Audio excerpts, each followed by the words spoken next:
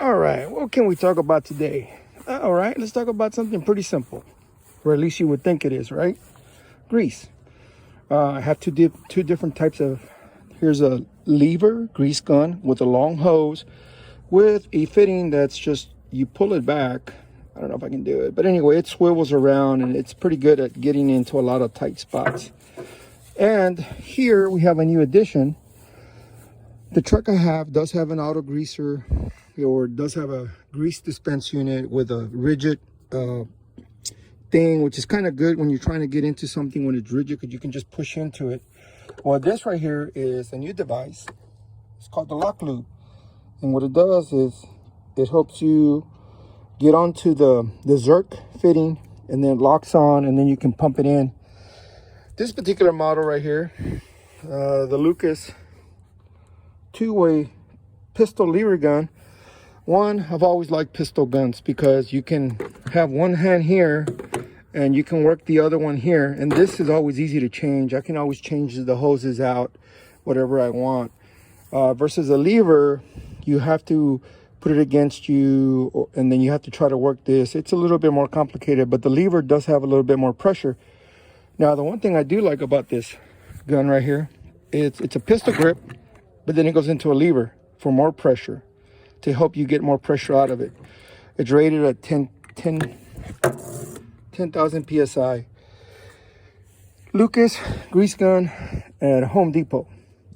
Okay, so if you ever go to a customer or a shop, the first thing you should always ask is, hey, where's the grease gun? Where's the grease dispenser? Where's the grease barrel? And that would tell you volumes about the operation. Heavy equipment, 85% of the people don't grease.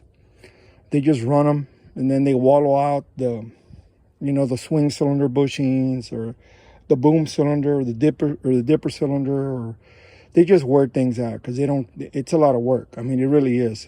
But is it really a lot of work when it saves you a lot of money? Different equipment. You would think you would be more focused.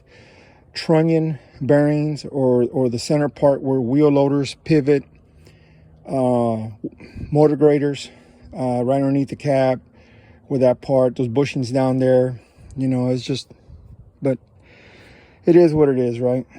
Another thing about grease is you have to know what you're dealing with.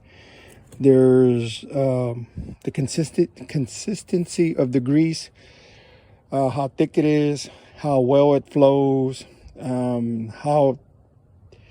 what is it like peanut butter, or is it like mud, or is it like real fluidy, and a lot of that has to do with where you work, and then you have to be buying the right grease for the conditions you're working in, high dust, high pressure, long service life, and a lot of that stuff, if you talk to the vendors, they will tell you exactly what to buy. They'll tell you, hey, go buy Mobil Hilux, or go buy Shell Gaddis, or go buy Caterpillar Gold grease. They would tell you what works. One thing I don't like is auto greasers. Auto greasers have been around since the early 1900s. Duesenberg had auto greasers on their cars, which, that's a high-end car. But the point there is how long they've been around, right? Auto greasers are only good as the people behind them. If you check your auto greaser, if you use the correct auto greaser grease in it, if you use the incorrect grease, it's not going to work. It's going to give you problems. The other thing, grease can harden if you have the wrong grease, and you have to be sure it's dispensing. If you lose a line, or if you cut a line along the run, wherever that cut is, it's going to be it's just like an air system. It's going to be leaking pressure, so it's not going to pressurize the rest of the lines to lubricate the bearings that it's going to. So hence, you have to do a physical check at least once a week to check your lines on your auto greasers or auto lubes, and those things are expensive. I think some of them systems are like $20,000 depending on how many lines. And I mean, I've seen trucks that have everything, you know, drag link, tie rod ends, leaf spring bushings, everything short of the drive shaft. It has a line going to it, and it has an auto luber on it. But again, you have to know what you're dealing with. You have to know what's the correct grease for that environment. And by environment is the workload. And of course, you know, whether it's like in a mine or construction or, you know, machinery. And then of course, the temperature that you're working in. You know, if you have grease that's super thick and you want it to run in conditions that are, you know, near zero, it's not going to happen. It's going to freeze up. If you have grease that's real fluidy and you have it in super hot environments, you're going to start losing bearings because the grease is just going to start running out, you know, not unless that auto luber is going to be dispensing. And the problem with auto lubers, which we just had this happen, people don't check them.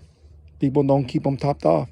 And then the other thing is sometimes people don't know what grease to put in, so they put the wrong grease and they create clogs in the lines, and we lose lines or bearings or trunnions or pins or, you know, whatever have you. Anyway, quick little video.